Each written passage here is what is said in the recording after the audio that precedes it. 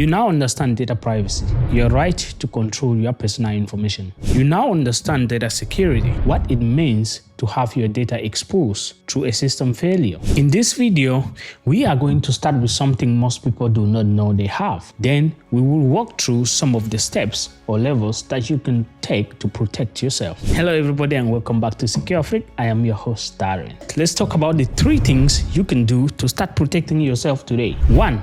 Share the minimum. Every form, every application, every registration screen that asks for your information, give only what is genuinely necessary for that service to function. Your date of birth may be required for a healthcare app. It is not required for a food delivery application. If it is not required, you do not need to provide it. If any field in the form that you are filling says optional, please do not provide information in that field. Even when it says mandatory and you feel that this form is asking for more information, you can ask why that field is being collected and if something else can be used instead of your personal information that is being collected. The technical term for this is data minimization. Only provide what is needed, nothing more. The second thing that you need to do, review your app permissions. This is something you can do today. So go through all the apps that you have on your phone or go through your phone settings and look at what each app has access to. Your location, your microphone,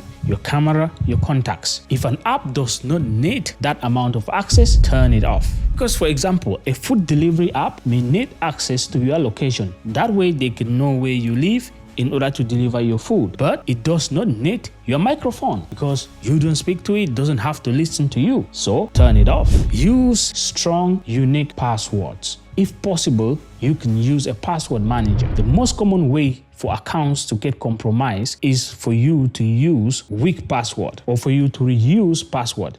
For many of you, when you sign up for accounts or when you get your accounts, you didn't even change your passwords that came with the account. Or some of you are still using your last name in addition to your date of birth. And that is a password for you and you are using it across your banking app, across your social media platform. In fact, every application that you have has one password. My friend, that is recipe for disaster. Use a password manager so that you can then create strong passwords and do not have to reuse your password across applications. You also need to turn on multi-factor authentication or two-factor authentication everywhere. Nowadays, there is hardly any application that does not offer you the opportunity to use a second factor, especially for your emails, your banking application, your social media, and your health data or your health applications. Even if you were using one password across the platform and your email is leaked online or someone compromises your email and know your email and your email password, now they will need that second factor in order to gain access to your account. Be deliberate about what you share on social media. Your date of birth,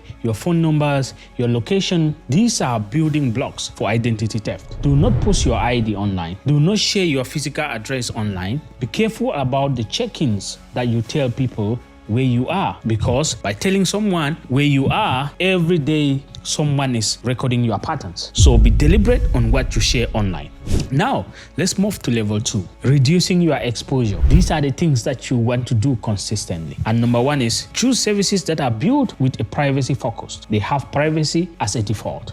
A service that buries privacy options 3 menus deep is telling you something about how it was designed. A service where privacy is obvious and easy is telling you something different. For example, Firefox is a browser that is security focused and privacy focused. But a lot of people would not like it because it is not user friendly. But that's how most of the things that are privacy friendly or security focused are. You need to review your privacy settings on every platform. Meta, Google, LinkedIn, TikTok. You need to review your privacy settings because most of these platforms, they are built to turn on the maximum amount of data collection that they can. And it's up to you to look at your privacy settings and opt out from a lot of the things that you believe they are collecting from you that are not necessary. Be skeptical of free services. When a product is free, that product is you. The business model of most free applications is data collection and monetization. Understand the trade-off that you are making before you accept it. Use encrypted messaging applications. for sensitive conversations. Personal, professional, financial, use end-to-end encrypted messaging application. The message is scrambled between the sender and the receiver so that if it is intercepted, nobody can really understand or read what you were sending through to the other person. Even the companies providing this service cannot read your messages. Now let's talk about level 3. This is advanced, but it's for those who really want a real control over their data. It's not that it's advanced that no one can learn. You can also learn it. It's just a little bit technical, but you can learn it and you can use it. Number 1 on the third level is consider using a VPN. But you have to understand what a VPN does and what a VPN does not do. A VPN encrypts your communication or your traffic or mask your IP address one point to the next. But what the VPN does not do is that it does not make you anonymous. Your VPN provider can still tell who you are and where your traffic is going. And that is why it is very important to choose a reputable VPN provider when you want to choose a VPN to use. A VPN is very, very valuable when you are outside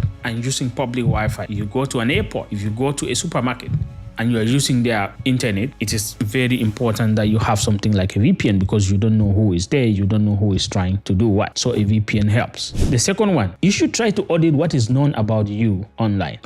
Just go online and search on your own name, for example. Look at data broker websites and look at what they have on you. And then if you see anything that they have about you, remember what we said earlier, you have the ability to opt out. You can request for them to delete your data. You can request for them to stop processing your information. But the thing is, there's so many of the data brokers out there. You may not be able to go through individual or each of these data brokers to be able to look at what they have about you. At that point, there are a lot of companies out there and services out there that offers the opportunity for you to sign up with them, and then they can act on your behalf and send the requests for deletion of your data to these data brokers. But you have to pay for these services. A very good example out there, which I am not affiliated with, is Delete Me. It takes your information, then search it from all these data brokers, and then once it finds your information in any of the data brokers, it then sends them a request asking them to take off your information from their database. Like I said, I am not affiliated with Delete Me, but it's a good one. The third one is read the terms and conditions. That 45-page document, at least read the highlight. Know what is being collected. Know who they are going to share your information with and how they are going to process it, how long they are going to store it, so that if there's anything there that you don't like, you can opt out before they even collect the information. Please read the terms and conditions whenever you want to sign up for any service. Now the bottom line that I want you guys to understand is we're in the digital world. You cannot achieve perfect privacy in the digital age. But the goal is not to be perfect. The goal is to be informed. The goal is to be deliberate and also to make deliberate choices about what you share, with whom you share it with, and under what conditions you share your information. That is what protection actually means. Not hiding, but choosing. But here is what I want you to take away from this data privacy and data security videos. Data privacy and data security are not abstract technical topics for IT departments. They affect your finances, they affect your career, they affect your relationship, and they affect your sense of autonomy. So the technology is powerful, the companies using it are resourceful, but the knowledge closes the gap. And that is what we do here at Secure Afrique. And if this video did help you, please feel free to share, subscribe, click the notification button so that when next time we upload a video, you should be notified. But until then, stay safe, do not click on everything, and we'll see you in another episode of Secure Afrique.